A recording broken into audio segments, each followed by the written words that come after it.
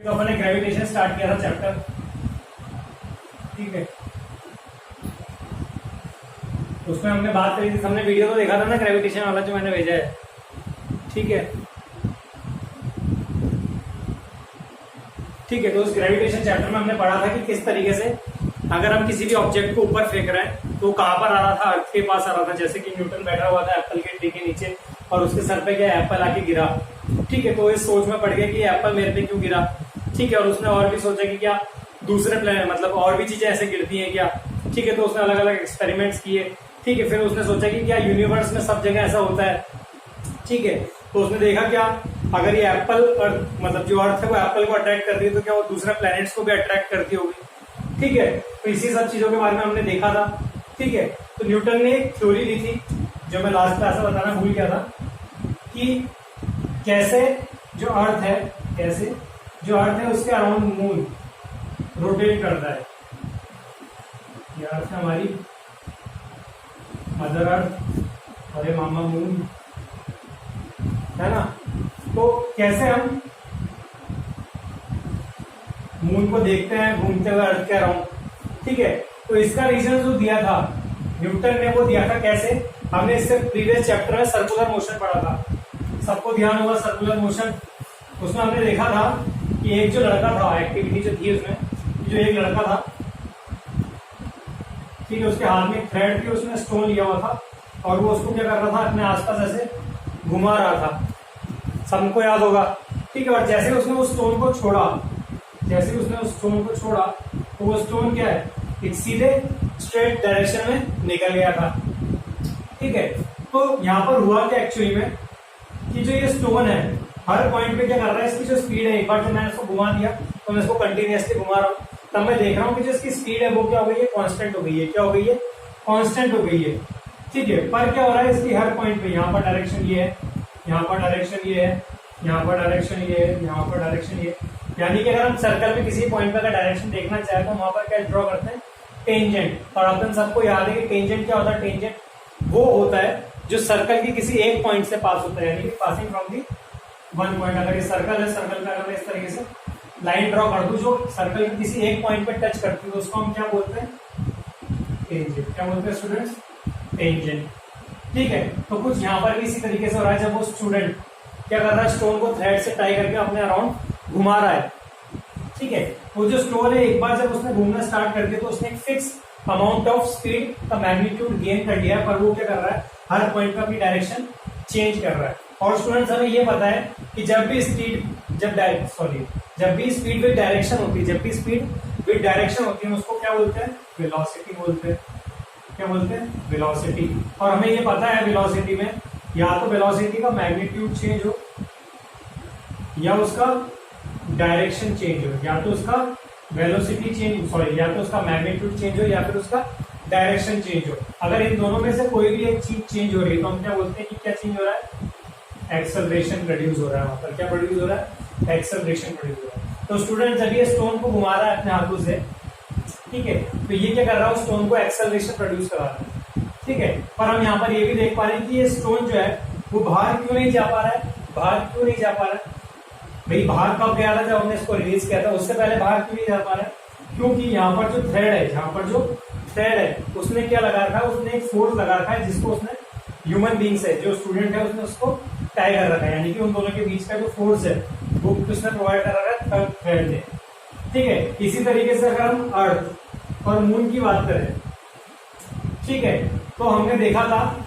कि जो इनवर्स लगने वाली फोर्स होती है, जो फोर्स हमें सेंटर सीकिंग होती है, यानी कि सेंटर की तरफ बनाए रखती है, उसको बोलते हैं स्टूडेंट सेंट्रीपिटल फोर्स। कौन सी फोर्स, सेंट्रीपिटल फोर्स। ऐसी फोर्स जब किसी भी ऑब्जेक्ट में लगती है, जैसे कि ये सेंटर है, और अगर आपको याद हो, अगर आप सर्कल में किसी भी अगर चौराहे पे आप गाड़ी घुमा रहे हो, कार घुमा रहे हो अगर बहुत तेजी से, तो आपको पता होगा कि एक फोर्स आपको बाहर की तरफ लगती है, एक फोर्स बाहर की तरफ जाती है, यानी कि ऐसे कोई गाड़ी घुमाएगा तो आप ऐसे बाहर की तरफ जाते हो, होता है ऐसा, ठीक है। तो जो बाहर की तरफ फोर्स लग रही है उसको बोलते हैं सेंट्रीफ्यूगल फोर्स। कौन सी फोर्स, सेंट्रीफ्यूगल फोर्स। पर आपने देखा होगा कि आपकी बॉडी का लोअर पार्ट होता है वो हमेशा अंदर की तरफ इंटैक्ट होता है, अंदर की तरफ ही बना रहता है।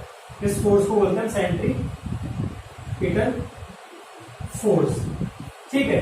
तो ये जो सेंट्रीफ्यूगल फोर्स है इसको हम बोलते हैं एक्चुअल फोर्स, इसको बोलते हैं एक्चुअल फोर्स। और जो सेंट्रीफ्यूगल फोर्स होती है ये होती है इमेजिनरी फोर्स। कैसी फोर्स? इमेजिनरी। ठीक है। और जब भी हम इस स्टोन को रिलीज करेंगे तो स्टोन का जाएगा एक स्ट्रेट पाथ को फॉलो करेगा। तो ऐसा ही कुछ कहां पर होता है? अर्थ और मून के बीच में होता है। ठीक है। जो अर्थ है वो क्या करता है? हर पॉइंट पे मून को अपनी तरफ अट्रैक्ट करता है, हर पॉइंट पे मून को अपनी तरफ अट्रैक्ट करता है। और हमने इससे प्रीवियस क्लास में देखा कि मून भी क्या करेगा? सेम फोर्स से अर्थ को अपनी तरफ अट्रैक्ट करेगा। ठीक है। अब क्योंकि जो मून है उसके पास पहले से वेलोसिटी है, क्या है? बहुत सारी वेलोसिटी, बहुत तेजी से वो घूम रहा है। ठीक है। तो क्या हो रहा है? जब भी वो अर्थ के पास गिरने की कोशिश करता है, तो क्या होता है? जैसे कि ये मान लो ऐसे गिरने की कोशिश कर रहा है, सॉरी थोड़ा टेढ़ा बन गया, ऐसे गिरने की कोशिश कर रहा है। तो क्या करेगा? जब ये गिरने लगेगा, मतलब जब ये गिर रहा होता है, तो क्या होता है कि इसके पास इतनी वेलोसिटी है, ठीक है, कि ये आगे की तरफ मूव कर जाता है। ठीक है। हम आगे हायर क्लासेस में पढ़ेंगे वेक्टर्स के बारे में कि अगर एक किसी चीज की वेलोसिटी एक्स डायरेक्शन में भी और वाई डायरेक्शन में है तो जो उसका रिजल्टेंट वेलोसिटी होगी वो इस डायरेक्शन में होगी। ठीक है। आप ऐसा घर पे ट्राई भी कर सकते हैं कि अगर आपका कोई फ्रेंड, एक आप यहाँ पर खड़े हैं, एक रूप से आपको इस तरफ खींच रहा है और एक आपको रूप से इस तरफ खींच रहा है, तो आप कहीं इस डायरेक्शन में जाएंगे। ठीक है। तो ऐसा ही कुछ यहाँ पर होता है कि अर्थ और ये मून है, तो जो मून है वो नीचे गिरना चाहता है पर जो उसकी वेलोसिटी है वो इस डायरेक्शन में, तो वो जो मोशन होगा वो कहाँ होगा? इस डायरेक्शन में।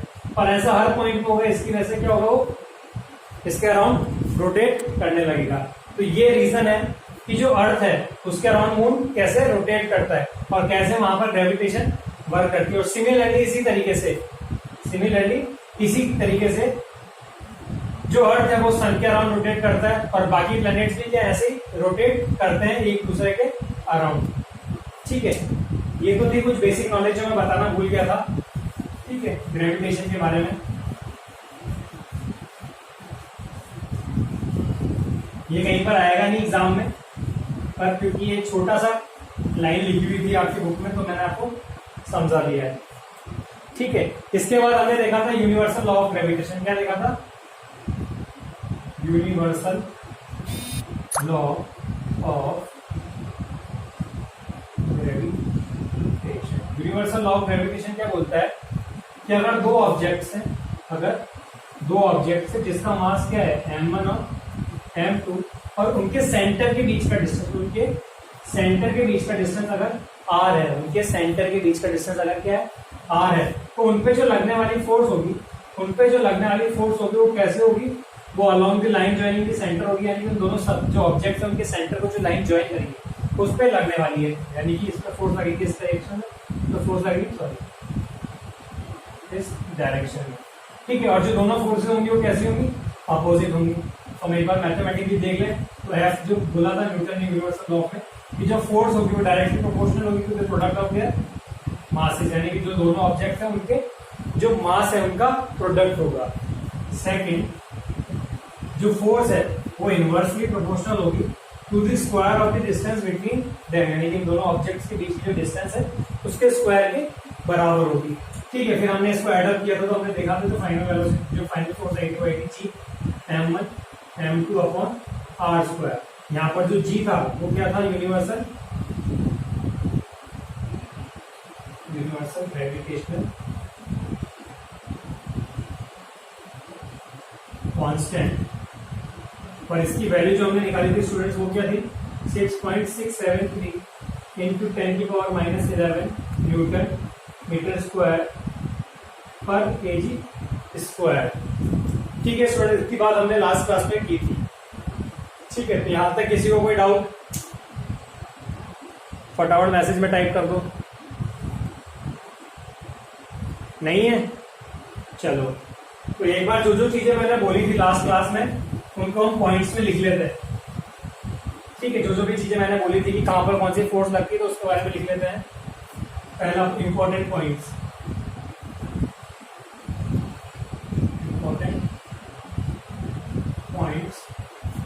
Regarding universal gravitation law. मैंने शॉर्ट में लिख दिया क्योंकि बहुत देर लग जाएगी लिखने में। पहला पॉइंट स्टूडेंट्स, पहला पॉइंट लिखिए जो ग्रेविटेशनल फोर्स है दो बॉडीज की कैसी होती है, एक्शन रिएक्शन पेयर फॉर्म करती है। ठीक है, तो जो यहाँ पे लिख सकते हैं, मैं डिक्टेट कर देता हूं आपको। Gravitational force between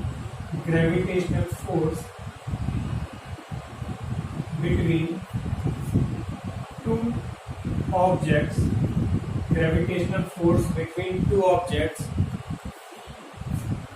always form action and reaction pairs।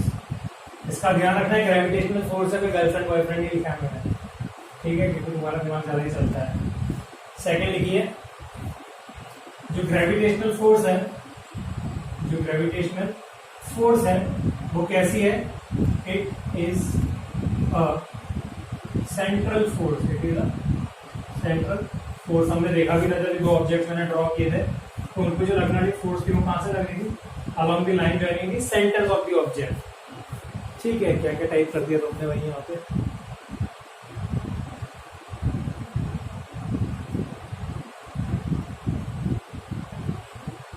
ठीक है, सेकेंड पॉइंट लिखिए,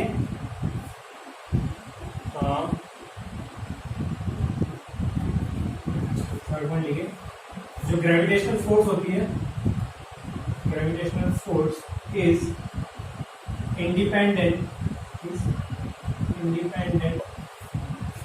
of the nature of the space, independent of the nature of the space. इसको भी हम देखेंगे भी सही कि अगर ये जो दो ऑब्जेक्ट्स मैंने लिए हैं, तो इनको अगर मैं पानी में रख दूं और कहीं पे स्पेस में रख दूं या किसी और लिक्विड में रख दूं, ठीक है, तो भी जो इन पे जो लगने वाली फोर्स होगी, जो भी इन पे लगने वाली फोर्स होगी, उस पर कोई इफेक्ट नहीं पड़ेगा। मान लीजिए अगर पहले जो फोर्स लग रही थी वो 5 न्यूटन थी, तो पानी में रखने के बाद भी 5 न्यूटन होगी। अगर मैं इसको स्पेस में ले जाऊं, ठीक है, तो भी क्या रहेगी, वो 5 न्यूटन ही बनी रहेगी।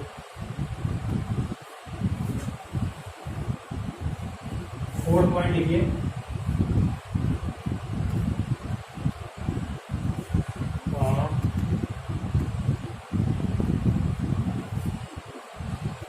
It is always attractive. यानी कि जो फोर्स है, ग्रेविटेशनल फोर्स है, वो हमेशा कैसी होगी, अट्रैक्टिव होगी, कभी भी किसी ऑब्जेक्ट को क्या रिपेल नहीं करेगी।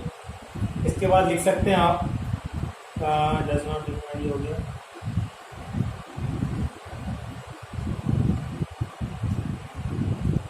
ठीक है, इतने काफी है। ठीक है, तो ये कुछ पॉइंट्स है, बेसिक्स है कि जो ग्रेविटेशनल फोर्स के बारे में है कि ग्रेविटेशनल फोर्स कैसे है, एक्शन रिएक्शन पेयर होती है, कैसी होती है, सेंट्रल फोर्स होती है, किस पे होती है, इंडिपेंडेंट होती है, और कैसी होती है, अट्रैक्टिव होती है नेचर में। It is always attractive in nature, और लिख दीजिए यहाँ पर। ठीक है, नोट कर लीजिए इसको। इसके बाद अगर अपन चाहें तो ये भी लिख सकते हैं कि इंपॉर्टेंस ऑफ ग्रेविटेशन। ये तो इंपॉर्टेंट पॉइंट्स थे उसके बारे में, और उसकी इंपॉर्टेंस क्या है हमारे लाइफ में वो भी देख लेते हैं। सबने लिख लिया होगा, ठीक है, इरेज कर देता हूँ मैं इसको।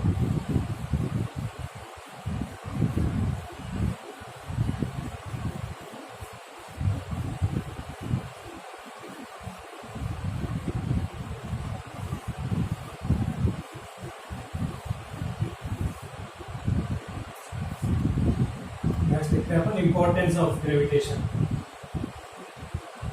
Importance of gravitation. पहला पॉइंट, इसी की वजह से क्या होता है, जो सैटेलाइट्स हैं और जो प्लैनेट्स हैं एक दूसरे का अराउंड रोटेट करते हैं। ठीक है, तो यहाँ पे लिख सकते हैं all the planets all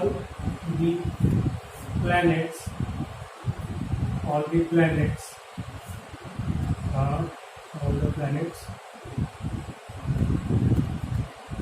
and क्या लिख सकते हैं ऑल द प्लैनेट्स के अलावा,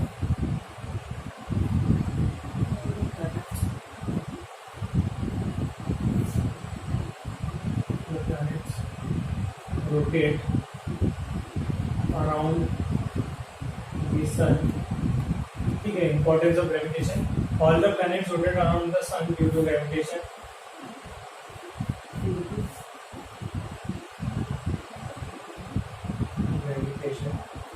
Second, tides are formed due to gravitation.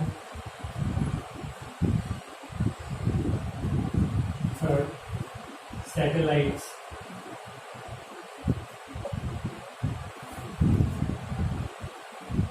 revolve around planets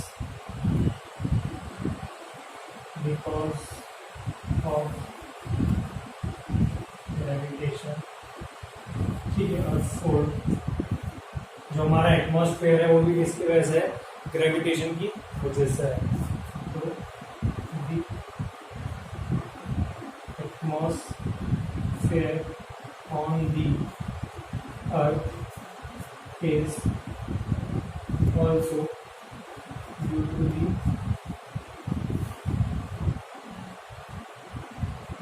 gravitational force of Earth. Note कीजिए इसको।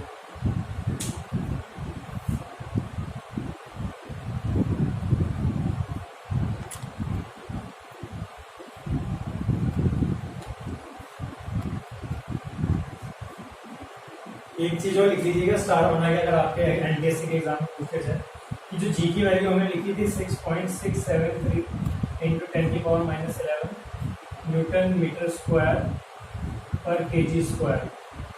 ठीक है, ये जो वैल्यू थी ये न्यूटन ने ना देकर किसने दी थी? हेनरी कैवेंडिश ने। कैवेंडिश ने ये वैल्यू दी थी। ठीक है, न्यूटन ने केवल बताया था कि उन दो ऑब्जेक्ट के बीच लगने वाली फोर्स कैसी होती है, उसकी वैल्यू क्या है। ठीक है, नोट कीजिए।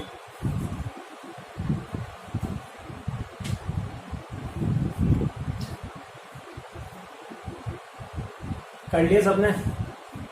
क्या क्या टाइप कर दिया चैट में?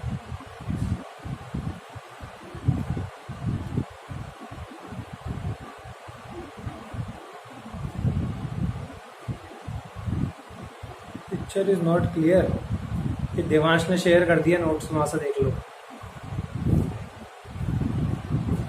चलो,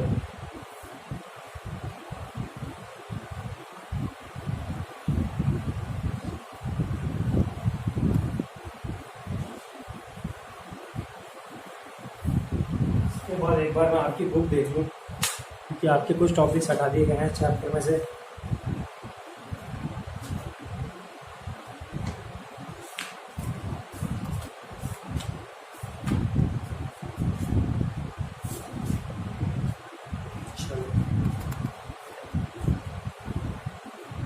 इसके बाद कुछ न्यूमेरिकल्स दिए हैं, वो हम बाद में डिस्कस कर लेंगे, पहले पढ़ लेते हैं। ठीक है, तो ग्रेविटेशन चैप्टर में जो नेक्स्ट टॉपिक हमको दिया हुआ है बुक में वो है फ्री फॉल। क्या है? फ्री का फॉल। ठीक है, मुफ्त फॉल। ठीक है, फ्री फॉल क्या होता है देखिएगा अगर आप। फ्री फॉल, मान लीजिए किसी भी ऑब्जेक्ट को मैं अगर ऊपर फेंक रहा हूँ, किसी भी ऑब्जेक्ट को ऊपर फेंक रहा हूँ, तो लौट के कहां पर आ रहा है? मेरे पास। कहां पर आ रहा है? मेरे पास। अगर मैं इसको ऊपर किसी हाइट से ड्रॉप करता हूँ, किसी हाइट से ड्रॉप करता हूँ, तो भी कहां पर आ रहा है? मेरे हाथ पर आकर फॉल होता है। तो ऐसा क्यों हो रहा है? ऐसा इसलिए होता है क्योंकि जो अर्थ है वो क्या कर रहा है? उस ऑब्जेक्ट को अपनी तरफ अट्रैक्ट करने की कोशिश कर रहा है। क्या कर रहा है? अपनी तरफ अट्रैक्ट करने की कोशिश कर रहा है। उस अट्रैक्शन की वजह से अगर मैं यहाँ पे ड्रॉ करूँ, ये कोई ऑब्जेक्ट है, ये हमारी अर्थ। ठीक है, जैसे मैंने इसको फ्री फॉल किया, यानी कि फ्री फॉल मतलब कि मैंने इसको कोई स्पीड नहीं दी, जस्ट ड्रॉप कर दिया है। तो जब भी मैं इसको ड्रॉप करूंगा तो ये जो अर्थ है वो क्या करेगी? इस पर एक फोर्स लगाएगी। क्या लगाएगी? फोर्स लगाएगी। फोर्स कैसे? अट्रैक्टिव। तो जो अर्थ है, जो ऑब्जेक्ट वो कहाँ जाएगा?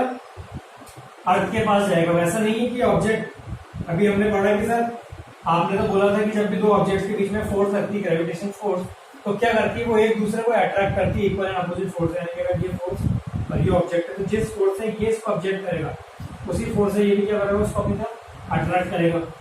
ठीक है, तो सर यहाँ पर भी ऐसा होना चाहिए था कि भाई अगर मैंने कोई स्टोन को ऊपर से ड्रॉप किया है, ठीक है, तो जो अर्थ है उसको अट्रैक्ट करे, तो ये जो ऑब्जेक्ट है वो भी तो उस अर्थ को अट्रैक्ट करना चाहिए था। ठीक है, तो ऐसा होता है, पर ऐसा हमें महसूस क्यों नहीं होता है? क्योंकि हमने पढ़ा है, ये फॉर्मूला पढ़ा हमने, F = ma second, Newton second law of motion. इसमें हमने देखा था कि जो फोर्स है वो डिपेंडेंट है किस पे, मास और एक्सेलरेशन पे, ठीक है। और अगर मैं एक्सेलरेशन की बात करूं, अगर ऊपर जाना है किसी भी ऑब्जेक्ट को, अगर मूव करना है तो उसको क्या करना पड़ेगा, एक्सेलरेट करना पड़ेगा, उसको क्या चाहिए, स्पीड चाहिए, ठीक है। तो अगर एक्सेलरेशन निकालो तो क्या हो जाएगा, एफ अपॉन एम, ये होगा स्टूडेंट्स।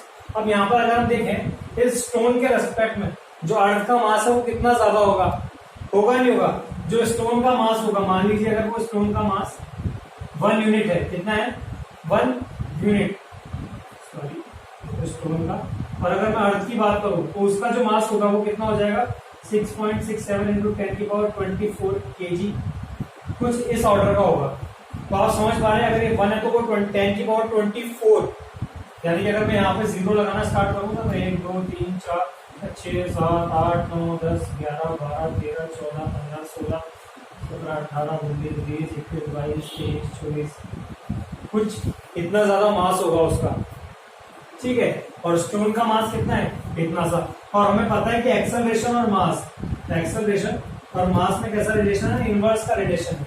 यानी कि अगर मास इंक्रीज होता है, अगर मास इंक्रीज होता है तो एक्सेलरेशन क्या होता है, कम होता है। पर अगर अपन यहाँ पर देखें तो मास कितना है, बहुत बहुत बहुत ज्यादा है, ठीक है। यानी कि इतना इतना इतना इतना इतना मैं लगाते जाऊंगा ना, उतना मास है, तो एक्सेलरेशन भी क्या होगा, उतना उतना उतना उतना कम हो जाएगा। इसलिए हमें जो अर्थ है वो ऊपर आते हुए कभी महसूस नहीं होती, हमेशा क्या लगता है कि जो स्टोन है वो कहां पर जा रहा है, अर्थ के पास में जा रहा है, ठीक है स्टूडेंट्स। तो हम वापिस आते हैं फ्री फॉल पे।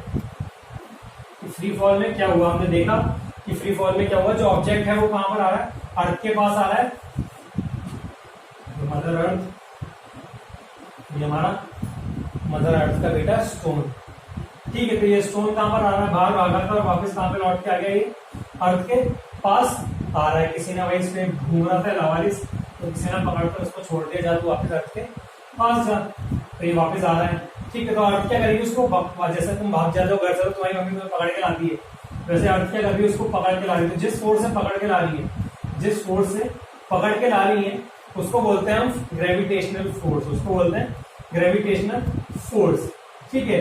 पर जब भी फोर्स लगती है स्टूडेंट्स, जब भी फोर्स लगती है स्टूडेंट्स, तो हमें पता है जो फोर्स है डायरेक्टली उसमें किसके, एक्सेलरेशन के। तो उस फोर्स की वजह से जो एक्सेलरेशन प्रोड्यूस हुआ है, उस फोर्स की वजह से जो एक्सेलरेशन प्रोड्यूस हुआ है उसको बोलते हैं स्टूडेंट्स ग्रेविटी।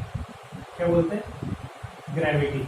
और इस ग्रेविटी को हम डिनोट करते हैं स्मॉल जी से। किससे डिनोट करते हैं, स्मॉल जी से। तो तुम बात की ग्रेविटी को समझ गए होंगे यहाँ पर कि अगर कोई ऑब्जेक्ट को मैं नीचे ऊपर से ड्रॉप करूं या अगर मैं उसको नीचे से भी ऊपर फेंकूं, यानी कि अगर मैं उसको यहाँ से ऊपर फेंकूं तो हम देखते हैं कि वो ऊपर जाता जाता जाता जाता है और एक पॉइंट बाद क्या है, वापस नीचे रिटर्न होकर आ जाता है। यानी कि जब वो भागने की कोशिश करता है तो उसको मम्मी उसको पकड़ के रखती है, तो थोड़ी देर में क्या होता है, उसकी एनर्जी खत्म हो जाती है। यहाँ पर आता है जैसे ही उसकी एनर्जी खत्म हो जाती है, यानी जो भी उसका स्पीड थी, जिस स्पीड से वो भागा था यहाँ पर, ठीक है, वो यहाँ पर आकर क्या हो गई, जीरो हो गई है। अब जब जीरो हो गई है तो उसकी मम्मी के पास तो बहुत सारी एनर्जी है, तो वापस यहाँ पर आ जाता है, वो नीचे अर्थ के पास आ जाता है, ठीक है। तो जिस फोर्स से मदर अर्थ ने उसको अपनी तरफ खींचा है उसको क्या बोलते हैं, ग्रेविटेशनल फोर्स। और उस ग्रेविटेशनल फोर्स की वजह से जो एक्सेलरेशन मिला है उस ऑब्जेक्ट को, उसको क्या बोलते हैं, ग्रेविटी। यानी कि acceleration due to gravity is called, sorry, acceleration due to gravitational force is called gravity, ठीक है स्टूडेंट्स। तो यहाँ पर आप चाहे तो लिख भी सकते हैं फ्री फॉल में एक्सेलरेशन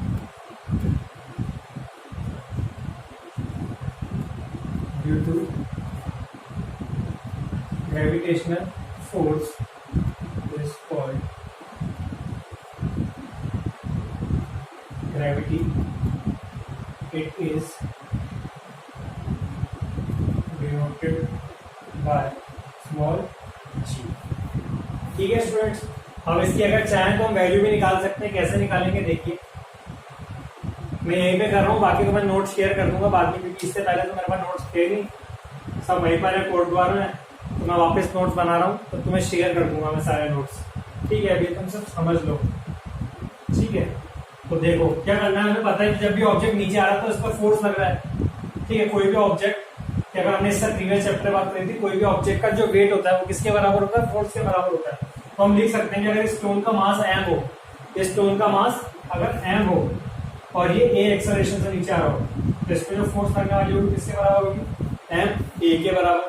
और हमें ये भी पता है कि जो अर्थ और दो ऑब्जेक्ट्स के बीच में जो लगने वाली फोर्स है वो किसके बराबर होती है, g m1 m2 upon r square के बीच। ठीक है, तो हम मान लेते हैं कि जो ये स्टोन है इसका मास है स्मॉल m, ठीक है, और जो अर्थ है उसका मास है कैपिटल M। तो इसमें फॉर्मूले में चेंज कर देता हूँ, ये तो मास ऑफ द स्टोन हो गया और ये कैपिटल M हो गया हमारा मास ऑफ द अर्थ, और स्मॉल m हो गया मास ऑफ द स्टोन। और जो R है वो अर्थ का जो सेंटर है, अर्थ का जो सेंटर है वहां से लेकर स्टोन तक की डिस्टेंस है, क्योंकि हमें पता है कि भाई जो डिस्टेंस होती है वो कहां से होती है, from the centre of the object. ठीक है, अब मैं क्या कर सकता हूँ, इन दोनों को इक्वल पुट कर दूं, M A equals to G capital M small M upon R square. तो स्मॉल एम से ये कट जाएगा, और हमें पता है जब भी ऑब्जेक्ट नीचे आ रहा है तो उससे उसका एक्सेलरेशन लग रहा है वो कौन सा है, ड्यू टू ग्रेविटी। तो ये जो ए होगा वो किसके बराबर होगा, जी के बराबर होगा। तो यहाँ पर जो हमारे पास फॉर्मूला आ जाएगा जी कैपिटल एम आर स्क्वायर। ठीक है स्टूडेंट्स, अब हम चाहें तो हम जो वैल्यू है जी की वो निकालते हैं। तो जी जो ग्रेविटेशनल फोर्स है, मतलब जो ग्रेविटेशनल कांस्टेंट है उसकी वैल्यू 6.67 इंटू 10 की पावर -11। और जो मास ऑफ द अर्थ है, मास ऑफ द अर्थ मुझे देखना पड़ेगा, मास ऑफ द अर्थ है 6 इंटू 10 की पावर 24, 6 इंटू 10 की पावर 24 kg। और रेडियस ऑफ द अर्थ है, radius of the earth 6.4 into 10 की पावर 6 मीटर, 6.4 इंटू 10 की पावर 4, सही था ना मैंने, इंटू 10 की पावर 6 मीटर स्क्वायर। तो स्टूडेंट्स जब इसको हम सॉल्व करेंगे तो हमारे पास जो जी की वैल्यू आएगी वो आएगी 9.81 मीटर पर सेकेंड स्क्वायर। ठीक है, जिसको हम रफली न्यूमेरिकल्स में अगर ये वैल्यू गिवन ना हो तो हम रफली इसको यूज करते हैं 10 मीटर पर सेकेंड स्क्वायर। ठीक है, समझ में आ रहा है।